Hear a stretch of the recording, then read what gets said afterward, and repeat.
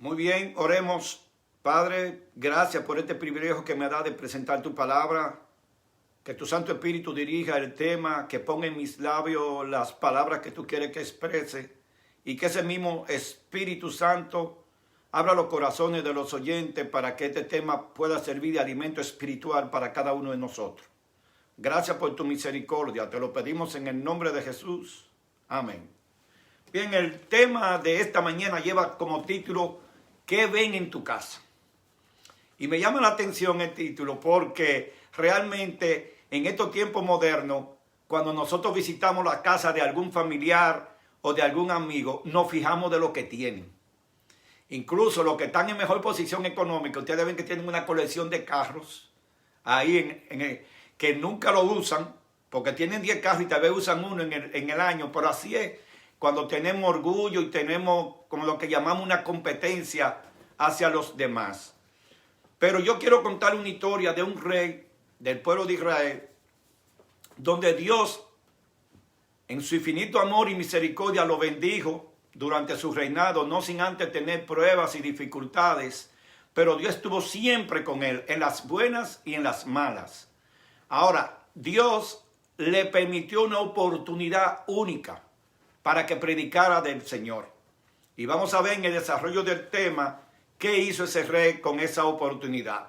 Esto también va para cada uno de nosotros. Nos llegan oportunidades en la vida donde nosotros necesitamos aprovecharlas ahí mismo. ¿Recuerdan una vez que le dije a ustedes que cuando viajemos en avión no perdamos esa oportunidad?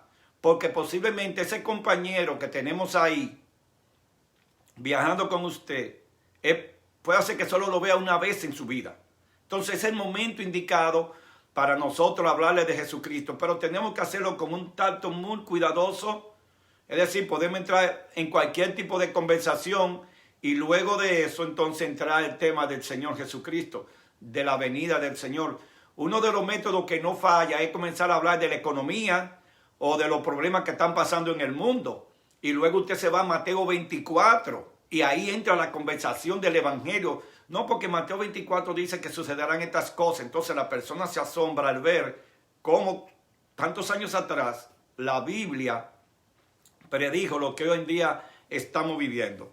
Yo quisiera que hiciéramos lo que se dice un recorrido en la vida de este rey para poder llegar al punto principal de lo que será el tema de esta mañana titulado ¿Qué ven en tu casa? Así que acompáñenme con sus Biblias a Segunda de Reyes. Vamos al segundo libro de Reyes en el capítulo 18. Segundo libro de Reyes, capítulo 18. Y vamos a ver aquí la historia del rey Ezequías. Ustedes saben que durante esta semana la lección de escuela sabática habló de él, pero yo voy a tocar un punto de tantos que se dijo del rey Ezequías en esta semana. En el libro de Segunda de Reyes, capítulo 18, leemos el versículo 1 y 2 que dice: En el tercer año de Oseas, hijo de Ela, rey de Israel, comenzó a reinar Ezequías, hijo de Acá, rey de Judá. Cuando comenzó a reinar era de 25 años y reinó en Jerusalén 29 años. El nombre de su madre fue Abí, hija de Zacarías. Sí, nótese que cuando el rey Ezequías sube al trono, tiene ya 25 años de edad. Hay otros reyes que con menor años comenzaron a gobernar, pero en el caso de él, comenzó a gobernar a los 25 años de edad. El verso 5 dice lo siguiente: El rey Ezequías puso en Jehová, Dios de Israel, su esperanza. Ni después ni antes de él hubo otro como él en todos los reyes de Judá. Nótese que aquí el escritor bíblico menciona que Ezequías fue un rey consagrado a Dios. Dice que ni antes de él ni después de él hubo en todo Israel un rey que obedeciera a Jehová como lo hizo el rey Ezequías. A pesar de eso podemos ver las dificultades y los problemas que Ezequías tuvo. Esto fue cuando él subió al trono. Bueno, pues inmediatamente lo primero que enfrentó fue la invasión de Samaria. Apenas con unos añitos, 4 años en el trono, y comenzó la invasión de Samaria. Eso lo podemos ver en el capítulo en el versículo 9 y 10. Dice así: en cuanto al año, en el cuarto año de rey Ezequías, que era el año séptimo de Osea, hijo de Ela, rey de Israel, subió Salmanasar, rey de los asirios, contra Samaria y la sitió. Y lo tomaron al cabo de 3 años, en el año sexto de Ezequías, el cual era el año noveno de Osea, rey de Israel, fue tomada Samaria. Y el rey de Asiria llevó cautivo a Israel a Asiria y lo puso en Alá, en Abor, junto al río Gozán y en la ciudad de los Medos. Nótese aquí que en la primera invasión hacia Samaria, el rey llevó muchos israelitas cautivos para su tierra. Yo estoy dando una pincelada porque el punto principal se lo tengo más adelante, solo para que ustedes vean los detalles del rey de Ezequías. Luego ahí en el versículo 13, después de pasar el asunto de Samaria, viene el caso de Senaquerib, lo que estudiamos esta semana. Y ahí en el versículo 13 me dice lo siguiente: a los 14 años, es decir, estamos hablando de 10 años después de la invasión a Samaria, entonces viene Senaquerib a invadir a Judá. Y dice el verso 13: a los 14 años del rey de Ezequías subió Senaquerib, rey de Asiria, contra todas las ciudades fortificadas de Judá y las tomó. Entonces Ezequías, rey de Judá, envió a decir al rey de Asiria que estaba en Laqui: yo he pecado, he apartado en mí. Y entonces ahí entraron en un acuerdo y él decidió pagarle tributos a Senaquerib. Pero más adelante vemos que él se rebela contra él. Entonces después viene la invasión contra Judá, donde Senaquerib quiere destruirlo. Y vemos la mano milagrosa de Dios, donde manda un ángel, que es el mismo ángel de Jehová. Y entonces en una sola noche mata 185,000 soldados. Ante una situación como esa, indudablemente Senaquerib se fue avergonzado para su país. Cuando fue a darle gracias a los dioses falsos que él adoraba, en el propio templo sus hijos lo mataron a cuchillada. Y ahí falleció este gran guerrero que había desafiado a Jehová y le había faltado el respeto. Entonces hasta aquí vemos la vida turbulenta de nuestro rey Ezequías. Un rey consagrado, pero que tenía sus pruebas. Nótese que aquí hay un detalle interesante, hermanos. El hecho de que usted esté consagrado a Dios no significa que usted no va a tener pruebas. Usted va a tener pruebas. Pero la diferencia está en que Jehová está para pelear por ti. La diferencia está en que Jehová te va a sacar de esa situación. Y con Ezequías no fue una excepción. Dios permitió esas pruebas, pero también estaba buscando que Ezequías fortaleciera su fe en él. Así que, viendo ya estas situaciones, vamos a ver entonces ahora qué fue lo que Ezequías hizo. ¿Por qué Ezequías se portó de esa manera? En el capítulo 18, ahí donde estamos leyendo, en el verso 15, dice lo siguiente: por tanto, Ezequías dio toda la plata que fue allá en la casa de Jehová y en los tesoros de la casa real.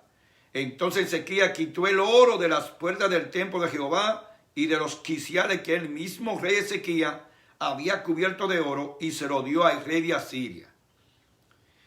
Nótese que Ezequías aquí comete 2 errores lamentable. Número 1, acepta pagarle tributo al rey de Asiria. Pero no solamente eso, todos los tesoros del templo de Jehová, las cosas sagradas de Dios, Ezequías se le entrega a ese rey. Y él había cubierto anteriormente la puerta de oro, porque Jehová, déjenme decirle una cosa, hermanos y amigos que me escuchan a través de Zoom y de Facebook Live. Dios es un Dios exigente. A Dios le gusta lo bueno, pero Dios te da a ti lo mejor también. Entonces Ezequías había cubierto de oro sólido las puertas del templo. Pero ante la presión del rey de Asiria, ¿qué hizo él? Sacó los tesoros del templo, mandó a tumbar la puerta, le quitó el oro y todo eso se lo entregó al rey de Asiria. Pero llegó un momento donde Ezequías dijo: no, yo no puedo más, yo no puedo seguir pagando impuestos. Ya yo no te voy a dar ningún tributo a ti. Entonces cuando el rey vio eso, ustedes ven que mandó a Razazel para meterle miedo al pueblo, y después vino en persona el mismo Senaquerib para destruir a este siervo de Jehová, pero Dios no lo permitió. Por lo tanto, se preservó Judá. Y un detalle interesante, ¿por qué Dios no permitió que Sennacherib destruyera la ciudad de Judá? Señores, si Sennacherib destruye la ciudad de Judá, entonces la profecía de Jesucristo no se hubiesen cumplido. Porque la profecía decía que de Judá venía el Salvador de Israel. Entonces ese remanente, ese grupo que siempre ha sido fiel, como hoy en día que tenemos un grupo fiel, permanente a Dios, Dios lo protege. ¿Pero por qué lo protege? Porque ese grupito es que ha mantenido a través de los años la profecía bíblica cumpliéndose. Para el tiempo de fin, los que prediquen el mensaje de los 3 ángeles y los que se unan al pueblo de Dios, que le sean fieles a Dios con el santo sábado y no con el domingo, será ese grupo remanente que va a llegar hasta el final cuando Cristo venga en gloria y nos lleve a todos a vivir con Él por toda la eternidad. Entonces, ya vimos ese error que cometió Ezequías. Ahora vamos al capítulo 19, que quiero también traer otro detalle con ustedes. En el capítulo 19 del libro de Segunda de Reyes, en el versículo 35, me llama la atención algo que es sobre lo que yo le dije. Cuando Ezequías estaba dolido, el pueblo asustado, rasgaron su vestidura, se echaron ceniza en señal de dolor, Dios le manda la respuesta al rey. ¿Qué hizo el Señor? Vayan conmigo. Segunda de Reyes 19:35, lean conmigo. Y aconteció que aquella misma noche salió el ángel de Jehová y mató en el campamento de los asirios a 185,000. Y cuando se levantaron por la mañana, he aquí que todos eran cuerpos de muertos. Entonces Sennacherib, rey de Asiria, se fue y volvió a Nínive, donde se quedó. Y aconteció que mientras él adoraba en el templo de Nisroch, su dios, Adramelech y Saracer, sus hijos, lo hirieron a espada y huyeron a tierra de Arad, y reinó en su lugar Esardón, su hijo. Nótese que este rey que desafió a Jehová, que le faltó el respeto al Señor, miren cómo murió. Sus propios hijos le quitan la vida. Y es que cuando nos ponemos con Jehová nos va a amar. Por lo tanto, debemos tener a Dios de nuestro lado. Viendo ya todo este panorama, entremos ahora de lleno en lo que es el título del tema de esta mañana. ¿Qué ven en tu casa? Y vamos a pasar al capítulo 20. Capítulo 20 de Segunda de Reyes. La enfermedad de Ezequías. En Crónicas también se habla de esta historia de Ezequías y también en Isaías, pero me voy a enfocar aquí en Segunda de Reyes capítulo 20. Dice el versículo 1. En aquellos días Ezequías cayó enfermo de muerte. Y vino a él el profeta Isaías, hijo de Amós, y le dijo: Jehová dice así: ordena tu casa, porque morirás y no vivirás. Y es lo que yo le decía anteriormente. Yo no encuentro otro versículo en la Biblia donde se le mande a decir a una persona: prepárate que esta noche tú vas a morir. Porque la muerte viene sin avisarte. La muerte no va a coger un celular para llamarte a ti y decirte: mira, esta noche te vengo a buscar. La muerte no va a hacer eso.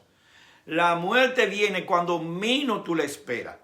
Y algunas personas dicen: no, pero cuando tú te enfermas más fácil te va. No, no es así. La muerte no tiene edad, ni tiempo, ni lugar. La muerte se lleva a los babies recién nacidos, se lleva a los jóvenes, a los teenagers, a los niños, a los adultos, a los ancianos. La muerte se lleva a la gente que están físicamente sana.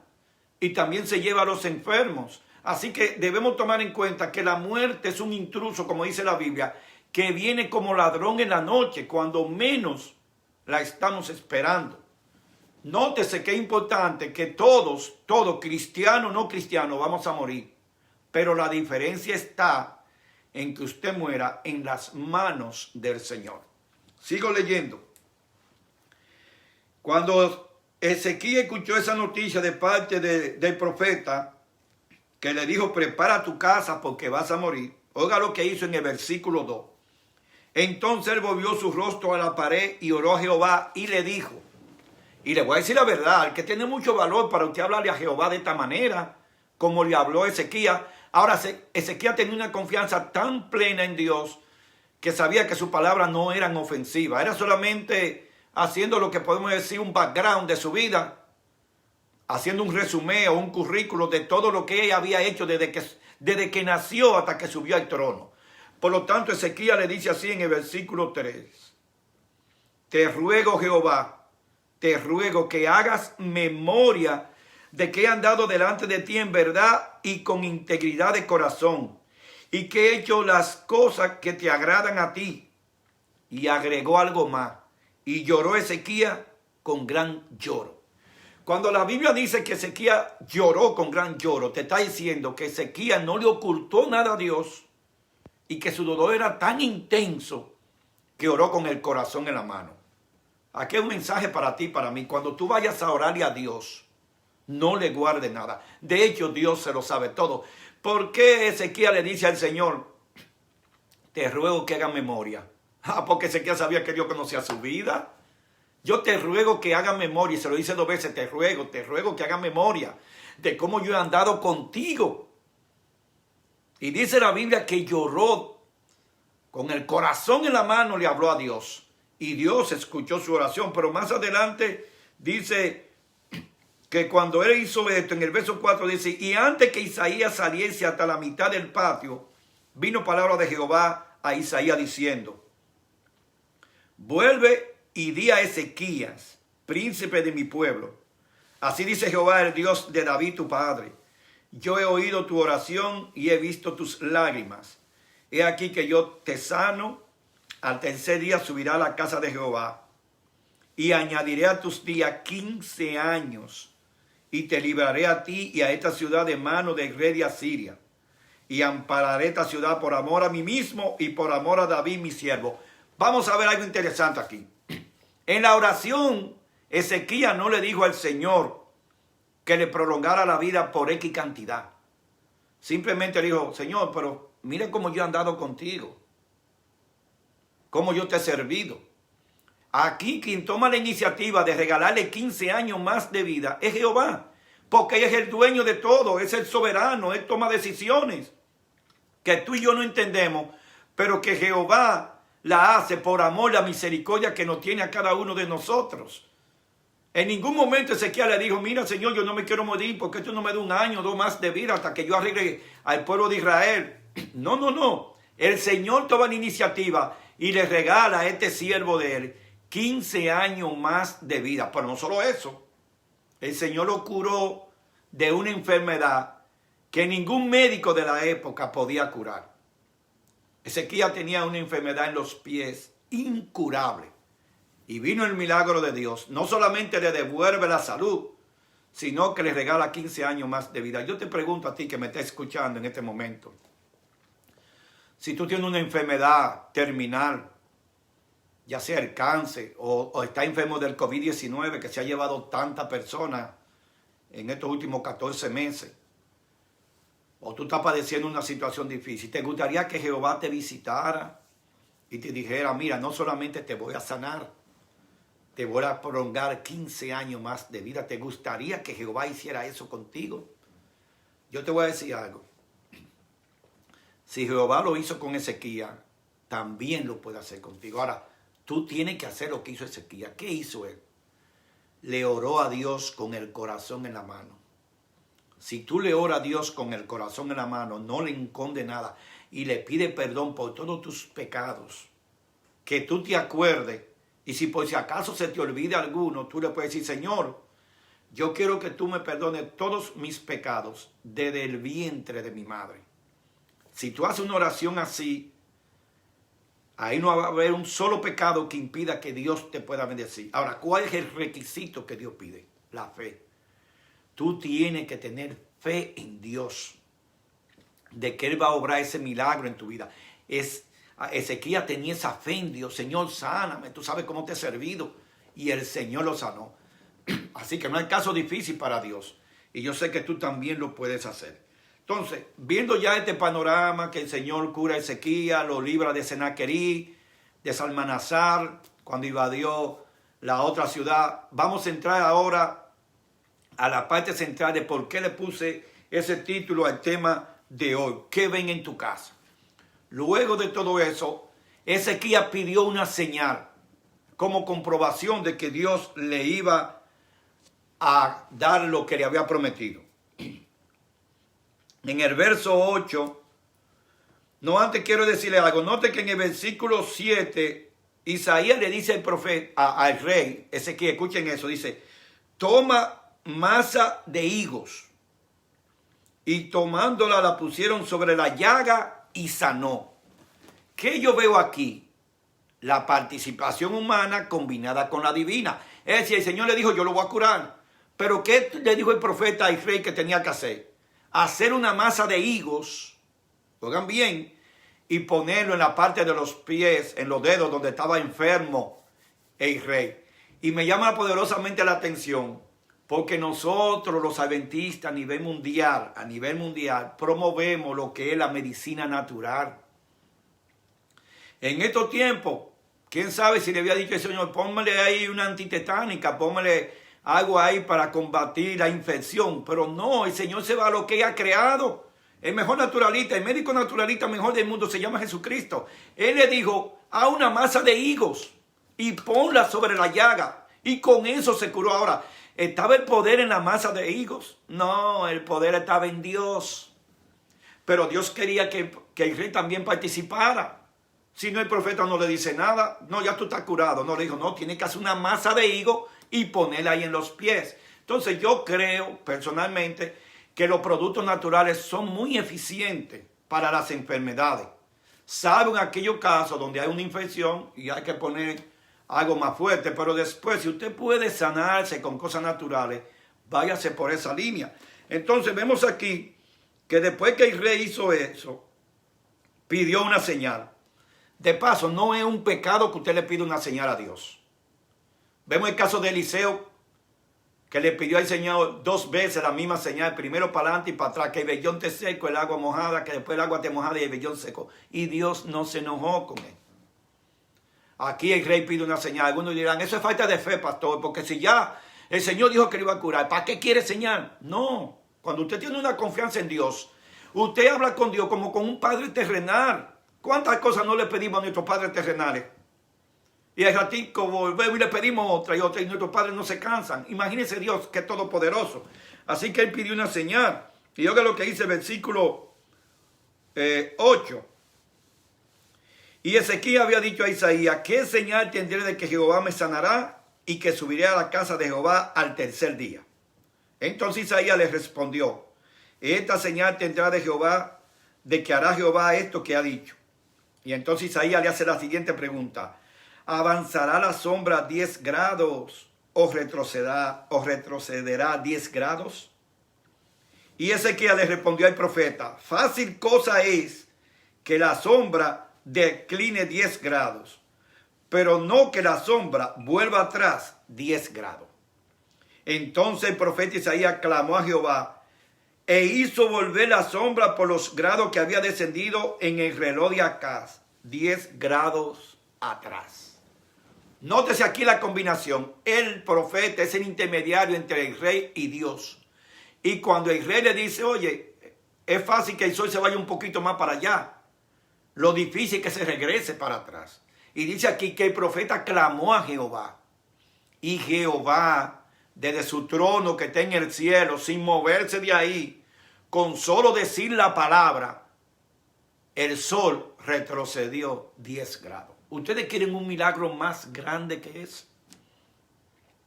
Un milagro que solo el Dios Todopoderoso puede hacer. El mejor científico de la NASA no me puede mover el sol 10 grados atrás. El mejor científico de la NASA no me puede decirle al sol, hoy tú no vas a trabajar, te queda ahí.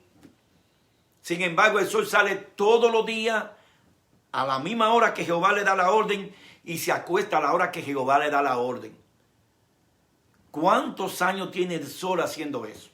El poder de Jehová es que lo controla. Así que después de esa señal, Dios cumplió su palabra. Sanó al rey y le dio la seguridad de su sanidad con la señal del sol, de que iba a retroceder 10 grados. Ahora, este milagro se regó como pólvora en toda la provincia y en todos los pueblos. Y aquí entra en la escena un pueblo dado a la astrología, le encantaba estudiar todo lo que tenía que ver con los astros, la naturaleza, y entre el pueblo de Babilonia. Tenían unos sabios ahí que medían el tiempo y todas cosas. Cuando ellos escucharon la noticia, dijo el rey, no, pues yo tengo que mandar una comisión de embajadores a hablar con Ezequías para que ella explique cómo fue que su Dios, escuchen bien, no dice cómo fue que Ezequías, no, cómo fue que su Dios hizo que el sol retrocediera 10 grados. Así que vayan conmigo. El versículo 12 dice lo siguiente. En aquel tiempo Merodá-Baladán, hijo de Baladán, rey de Babilonia, envió mensajeros con cartas y presentes a Ezequías. Es decir, no solamente mandó embajadores, le mandó regalos. Porque esa era la costumbre. Usted no es como ahora que usted va nada más con la ropa de arriba a ver el presidente de Estados Unidos, de su país. En ese tiempo no se usaba eso. Usted tenía que mandar un embajador con regalos. Así que mandó embajadores con regalos y además con cartas de presentación a Ezequías, porque había oído que Ezequías había caído enfermo. Escuchen bien. La voz se corre, el rey está enfermo, pero a él no le interesaba que estaba enfermo. Él mandó a los embajadores para investigar cómo fue que el Dios de Ezequías hizo que el sol retrocediera 10 grados. El verso 13 dice, y Ezequías los oyó y le mostró toda la casa de su tesoro, plata, oro y especia y ungüento precioso, la casa de sus armas y todo lo que había en su tesoro. Ninguna cosa quedó que Ezequías no le mostrase, así en su casa como en todos sus dominios. Entonces el profeta Isaías vino a Ezequías y le dijo, ¿qué dijeron aquellos varones de dónde vinieron hacia ti? Y Ezequías le respondió, ellos vinieron de lejana tierra, han venido de Babilonia. Y aquí viene lo que fue la lectura bíblica. El verso 15 dice, y él le volvió a preguntar, ¿y qué vieron en tu casa? Y Ezequías respondió, vieron todo lo que había en mi casa, nada quedó en mi tesoro que no le mostrase. Y antes de dar la sentencia del Señor, quiero decirle algo. El milagro de la sanidad del rey Ezequías, el Señor lo hizo con un propósito. Dios sabía que el mundo entero se iba a enterar de ese milagro. Y Dios sabía que los embajadores de Babilonia iban para allá. Ahora, ¿qué esperaba Dios de Ezequías? ¿Esperaba Dios que le mostrara los tesoros del templo? ¿Que le mostrara todas las vanidades que él había conseguido? No, hermanos. El plan de Dios era que Ezequías le hablara a ellos de ese Dios todopoderoso que hizo el milagro de retroceder el sol en 10 grados. Así que con el título del tema de ¿qué ven en tu casa? Yo quiero hacer hincapié contigo. Cuando alguien va a tu casa, ¿qué ve? Ve la comodidad que tú tienes, ve una pantalla de 65 pulgadas, Smart TV, lo más moderno. Ve muebles que trabajan electrónicamente, que se suben los asientos, todo eso. Ven en el parqueo o en la marquesina de tu casa, ven 3 carros de último modelo. O sea, ¿qué ven en tu casa las personas que te visitan? Dios esperaba que el rey hablara de él, no que le mostrara sus posesiones materiales, pero aquí dice bien claro que el rey se llenó de orgullo y en vez de hablar de Jehová, porque los embajadores no fueron a ver sus posesiones, los embajadores no fueron a ver su riqueza, los embajadores fueron a verlo para que le explicara el milagro de que el sol retrocedió 10 grados. Por el profeta Ezequías cometió un grave error, hermanos. En vez de aprovechar esa única oportunidad, escuchen bien, los embajadores no se presentan a cada rato. Y estos embajadores fueron con una misión específica. Y en vez de aprovechar esa oportunidad, ¿sabe lo que hizo? Le presentó todos los tesoros del templo, todas las cosas de Jehová que estaban guardadas también. ¿Y qué sucedió? Yo le voy a decir lo que sucedió. Cuando el profeta se enteró que le hace la pregunta, le dice, ¿qué tú le enseñaste? Le dijo, no, yo le enseñé todos los tesoros del templo y todo lo que ha acumulado. Cuando él le dijo eso, escuchen muy bien lo que le dijo el profeta. Vayan conmigo. Verso 17 de Segunda de Reyes 20, dice el profeta: he aquí viene el día en que todo lo que está en tu casa y todo lo que tus padres han atesorado hasta hoy, estamos hablando de la herencia familiar, será llevado a Babilonia sin quedar nada, dice Jehová. Y de tus hijos, escuchen bien, de los hijos del rey Ezequías, escuchen bien, y de tus hijos que saldrán de ti, que habrás engendrado, tomarán y serán eunucos en el palacio del rey de Babilonia. Me detengo aquí. El error que Ezequías cometió de no haber puesto a Dios en primer lugar, de no darle la honra y la gloria a Dios, oigan lo que le costó. El profeta le dijo: toda la herencia familiar tuya, es decir, toda la riqueza que tú has acumulado y toda la que te dejó tu papá, porque acuérdense que Ezequías viene de un linaje de reyes. El rey acá le dejó tesoro, que se fue un perverso ese. Quién sabe cómo lo acumuló, pero le dejó una riqueza inmensa, más la que acumuló el mismo Ezequías. Y entonces el profeta le dice: todo lo que tú tienes, la herencia de familia, todo, tú lo vas a perder.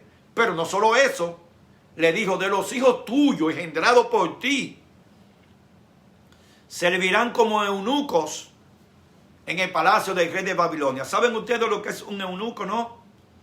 Son las personas que castran para que no puedan tener babies y nada más puedan servir en la corte. ¿Por qué los reyes hacían eso? Porque los reyes eran tan celosos y no querían que nadie le tocara a sus esposas.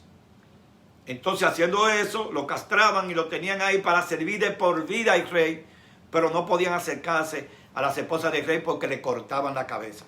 Entonces vemos un error que aparentemente fue sencillo. Bueno, él no le predicó y qué va. No, Dios no lo tomó así, hermanos. Miren el castigo que Dios le mandó al rey Ezequías por no poner a Dios en primer lugar. Porque esos embajadores no fueron a ver riqueza, esos embajadores fueron para que él le explicara cómo el Dios de Israel tenía el poder de hacer que el sol retrocediera a 10 grados. Ningún Dios de la tierra podía hacer eso. Ahora, la consecuencia la vemos aquí y le voy a decir qué hubiese sucedido si Ezequías hubiese hecho lo contrario. Pero termino con la sentencia de Dios. Aparte de que sus hijos iban a ser eunucos y servirían en la corte de Babilonia, también el Señor le dijo lo siguiente, verso 19. Entonces Ezequías le dijo a Isaías: la palabra de Jehová que has hablado es buena. Después dijo: ¿habrá al menos paz y seguridad en mis días? Nótese que Ezequías reconoce el castigo de Jehová y le dice al profeta: oye, lo que tú has dicho está bien, ahora yo te puedo hacer una pregunta. ¿Tú crees que Jehová me va a dar a mí un break, un chance? Es decir, voy a tener paz en los días que me quedan de vida, porque ya el Señor había profetizado que iba a suceder, y a menos que Dios lo cambiara, tenía que suceder. Entonces, el profeta, reconociendo que le faltó el respeto a Jehová, pidió clemencia. Y si ustedes leen la historia en la otra parte de la Biblia, van a ver que entonces el profeta Isaías le dijo: ¿sabe qué? El Señor me ha dicho que mientras tú estés vivo, eso no va a suceder. Pero después que tú mueras, se va a cumplir la profecía de Jehová. Y así mismo fue. El Señor lo dejó tranquilo por los 15 años que le había prometido, ¿se acuerdan? En esos 15 años, Ezequías trató de vivir una vida más consagrada. De hecho, lo logró, pero no pudo arreglar muchas cosas de las que ya habían sucedido. Ahora nótese, estamos hablando de un rey consagrado a Dios y cometió ese pecado. Y usted dirá: bueno, pastor, pero ¿por qué Dios fue tan drástico si él cometió nada más ese pecado? Señores, no es un pecado cualquiera. Por eso es que yo insisto con ustedes que prediquen el evangelio y dejar de predicarle a otros. Es un pecado grandísimo delante de Jehová. Por eso dice en Ezequiel 33, vayan allá para que ustedes vean, donde habla del mensaje de la atalaya, donde dice el Señor que si tú le predicas al impío y el impío no se arrepiente, el impío dará cuenta de su cabeza.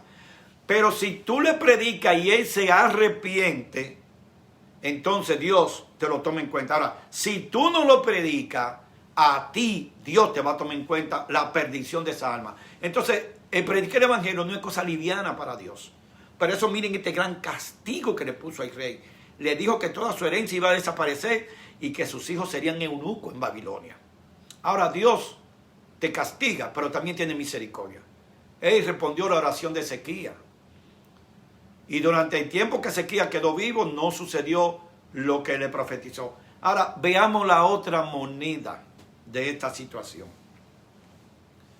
¿A qué fueron los embajadores a Israel? A Judá, ¿a qué fueron? A investigar por qué el sol retrocedió 10 grados y por qué el Dios del rey Ezequías tenía el poder para hacer eso. Entonces, veamos el cuadro de otra forma. Ya vimos el cuadro negativo, veámoslo del cuadro positivo. Cuando ellos llegan, el rey los recibe en el salón de emperadores ahí, le brinda comida, su vino, su cosa, y le dice, ¿cuál es el motivo de su viaje para acá? Le dice, bueno, nosotros nos enteramos que tú estabas enfermo y que tú le pediste una señal a tu Dios y le pediste algo increíble. Tú le dijiste que si el sol podía retroceder 10 grados y Dios te complació. Y nosotros estudiando nos dimos cuenta, pero ¿cómo fue que el sol retrocedió 10 grados? Eso es imposible. Ahora venimos ante ti para que tú nos expliques qué sucedió. Entonces ahí Ezequías podía haberle dicho, miren, yo tengo un Dios tan poderoso que Él me mandó el profeta y me puso una prueba y yo le acepté esa prueba.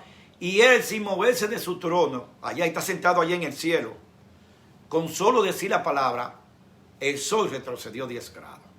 Entonces los embajadores de Babilonia se hubieran quedado asombrados. ¡Wow! Cuéntanos más sobre ese Dios todopoderoso. Porque nosotros adoramos mucho a Dios, a Dios Marduk y otros dioses, y no tienen el poder que tiene el tuyo.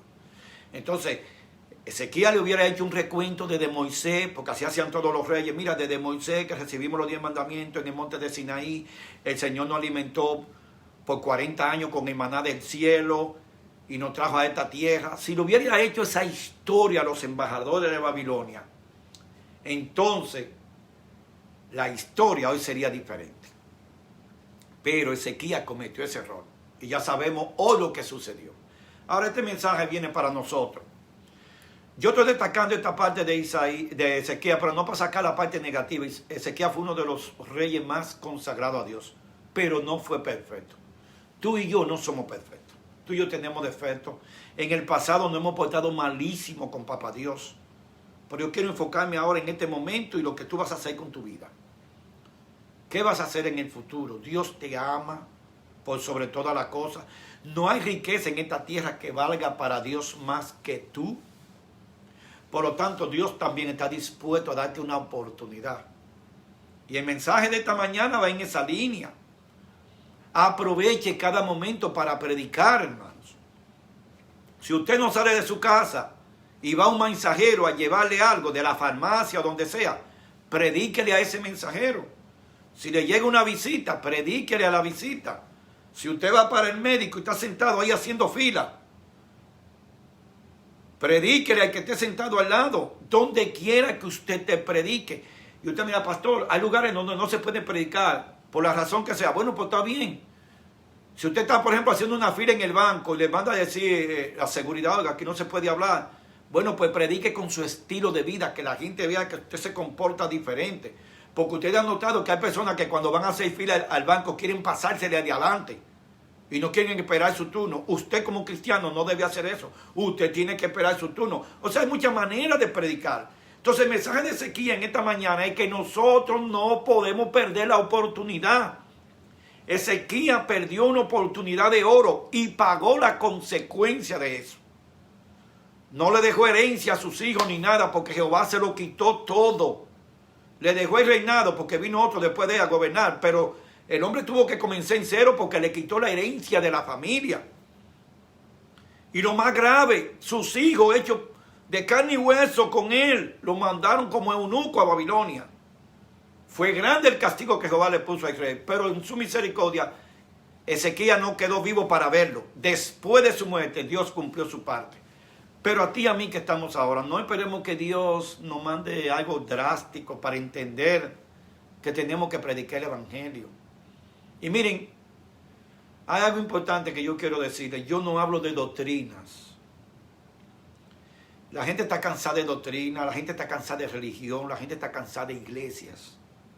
La gente quiere ver a Cristo a través de ti. Tú primero tienes que presentar a Cristo a la persona y después le habla de doctrina. Usted no puede ir a una persona de una vez hablándole del sábado. Oye, ¿por qué tú guardas el domingo si yo guardo el...? No, No puede ir a una persona atacándola con las imágenes. No. Primero preséntale a Cristo. Gánate a la persona como amigo. Y la misma persona, con la ayuda del Espíritu Santo, te va a preguntar, oye, ¿por qué tú eres diferente? ¿Por qué tú no eres como los demás? Entonces Dios te abre el corazón y te da la palabra para que tú lo testifiques a Él. Nótese que el único propósito de predicar es poner a Dios en primer lugar. Así que yo te pregunto, ¿qué ven en tu casa? ¿Ven a un siervo de Dios que adora a Jehová 24/7? ¿O ven a un religioso? Porque yo hace tiempo que estoy claro. Hay una diferencia entre cristiano y religioso. El religioso es el que está en la iglesia, aparenta seguir a Dios, pero su vida no está conforme a lo que dice la Biblia. Y el cristiano es el que imita a Cristo. Es el que imita a Cristo. Entonces yo te pregunto, en tu casa, ¿qué ve la gente? ¿Ve a un cristiano o a un religioso cuando llega? ¿Puede el vecino hacer una diferencia contigo que con los demás vecinos? Decir, no, ese señor que está ahí o esa señora, no, en esa familia son cristianas. Ahí no se oye una bachata, no se oye una música loca, usted no lo oye voceando ni peleando. Esa gente son cristianos. ¿Qué ven en tu casa los vecinos? Porque Ezequiel enseñó su casa. Él vivía en el palacio, él enseñó lo que tenía, pero enseñó mal. Enseñó lo que había conseguido, que Dios le había dado con bendición, en vez de poner a Dios en primer lugar. Tú y yo tenemos que poner a Dios en primer lugar. Y aquí no estamos hablando de cosas materiales. A Dios no le importan las cosas materiales. Sea tú millonario, sea un pobrecito, si tú adoras a Jehová, Jehová te bendice. Él no tiene que ver con lo que tú tengas. De paso, la Biblia dice que todo el oro y la plata le pertenece a Jehová. Por lo tanto, a Dios no le interesan tus posesiones materiales. Claro que Él quiere que nosotros seamos cabeza y no cola. Claro que Él quiere que en vez de nosotros coger prestado, prestemos. Eso está en Levítico, lo pueden buscar. Dios quiere que seamos ejemplo. El mensaje de Ezequiel está claro. Dios esperaba que él le hablara a los embajadores para que fueran con un mensaje allá a su nación y dijeran, no, el Dios de Israel es el mejor del mundo y ese que nosotros vamos a adorar. A Mardú lo vamos a echar por la ventana y todos esos dioses falsos se van. Aquí vamos a adorar a Jehová. Pero no sucedió así, porque Ezequiel no aprovechó esa única oportunidad. Y grábense eso, hermano, única oportunidad. No pierdas tu oportunidad de predicar. En el trabajo predica, no importa lo que tú trabajes. Tú limpias zapatos y vas a una casa, te dan 15 pares de zapatos. Cuando tú termines, predica. Predica a la persona que te dio esos zapatos. Tú eres albañil, tú eres carpintero, tú eres ingeniero, tú eres médico, tú eres abogado. ¿Qué tú eres? Cuando tengas contacto con la persona, predica de Jesucristo. Porque el único propósito con el cual Dios nos tiene en esta tierra es para predicar el mensaje. Y la única razón por la cual Cristo no ha llegado es porque nosotros no estamos predicando el mensaje como Cristo quiere. Estamos más afanados en las cosas materiales, en acumular riqueza, en el trabajo, en cosas que se van a quedar. Y eso no está mal, no me malinterprete, no, eso no está mal.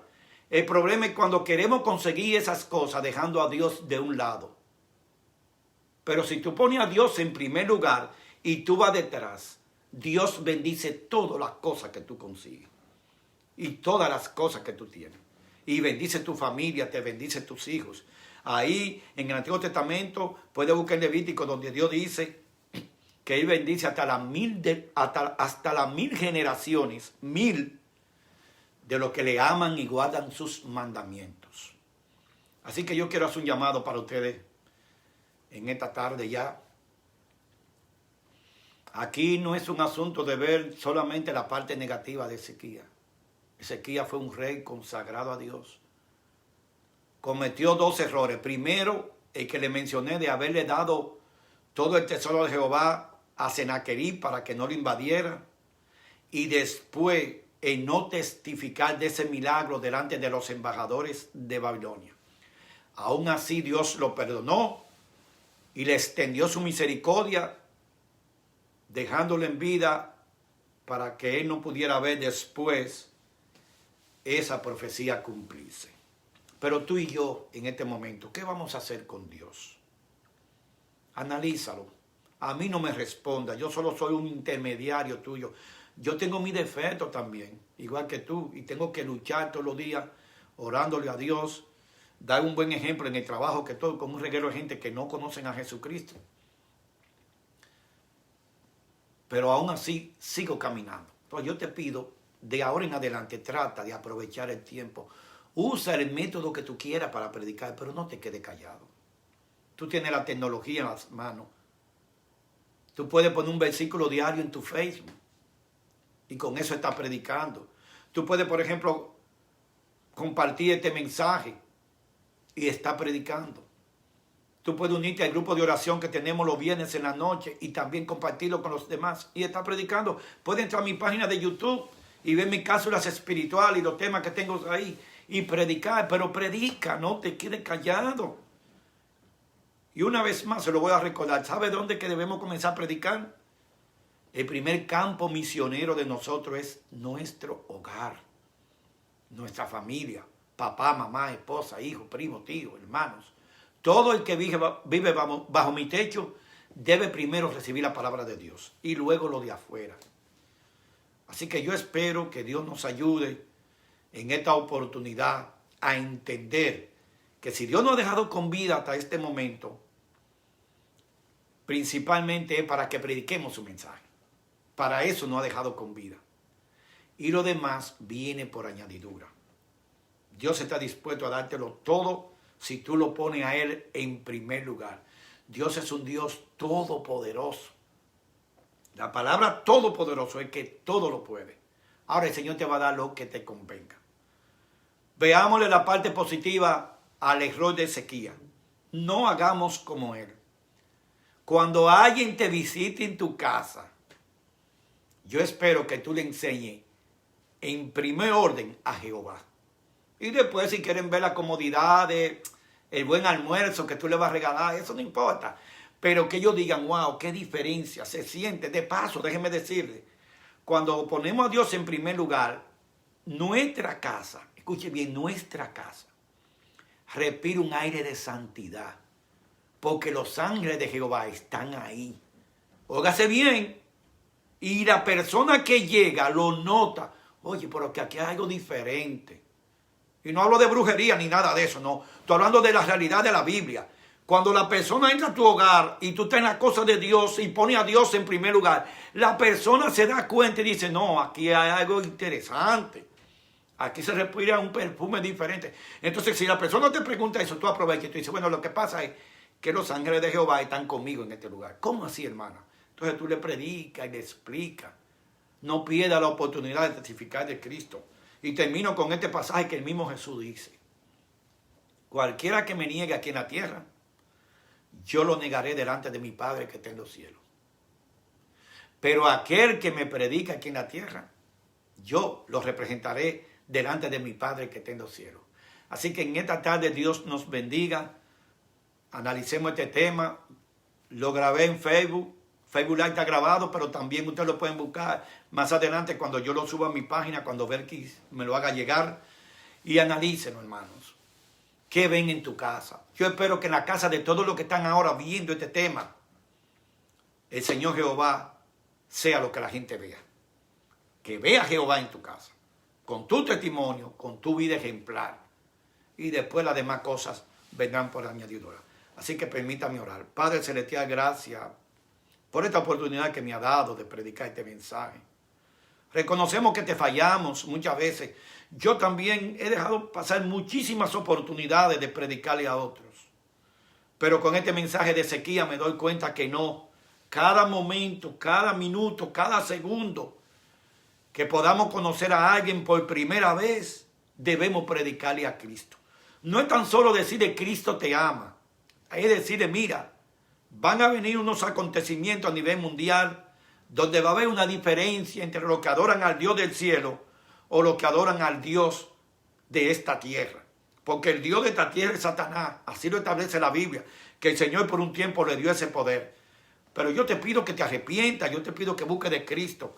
Señor, gracias porque nos das una oportunidad. Se la diste a Ezequías y nos la da a nosotros.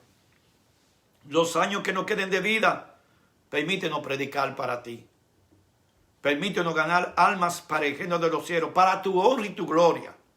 Y que nuestra corona, Señor, esté sellada de estrellas como fruto del trabajo misionero que hemos realizado en esta tierra. Si te hemos fallado en el pasado, te pido perdón. Pero en este momento ayúdanos a enderezar nuestra vida. Y este mensaje también va para aquellos que una vez le sirvieron al Señor y hoy no están en el camino de Él. Ven al camino de Jehová. Jehová te está esperando así como el padre esperó a su hijo pródigo. Lo abrazó, lo besó, le dijo, cámbiame esa ropa inmunda y hagamos una fiesta porque este hijo mío que estaba perdido ha regresado. Así mismo hay fiesta en el cielo cuando un pecador se arrepiente. Y hay fiesta en el cielo cuando una ovejita que estaba en el redil se ha salido y quiere regresar. Pero recordemos que las ovejitas no pueden venir solas. Necesitan un guía. Y el Señor nos ha puesto a ti y a mí como guía en esta tierra para que orientemos a esas ovejitas descarriadas y que vengan de nuevo al camino del Señor. Oro, Señor, por toda la familia que están en este momento en línea y por aquellos que se han de conectar más adelante. Pasa tu mano de sanidad sobre los enfermos, Señor, tú lo conoces, las situaciones por las que están pasando. Y como dicen algunas de mis ovejitas, oramos, Señor, por el COVID-19. Tú tienes el poder para quitarlo de este mundo. Tú que quitaste, Señor, el sol 10 grados hacia atrás, también tienes poder para quitar el COVID-19 a nivel mundial. Si tú quieres, lo puedes hacer porque poder te sobra para hacerlo. Mas nosotros lo hacemos confiando en tus promesas, que las decisiones que tú tomas son sabias y verdaderas. Por lo tanto, Señor, dale compasión a tantas personas que han perdido un familiar a través de esta enfermedad. Fortalécele su fe. Ayúdale a entender a pesar del dolor que tú estás al control de todas las cosas. Estos favores, Señor, te los pedimos en el bendito nombre de nuestro Señor Jesucristo. A Él sea la gloria por los siglos de los siglos. Amén. Hermano, que el Señor le bendiga. Gracias por todo. Vamos con el himno final. Y voy a cerrar aquí la parte de Facebook Live.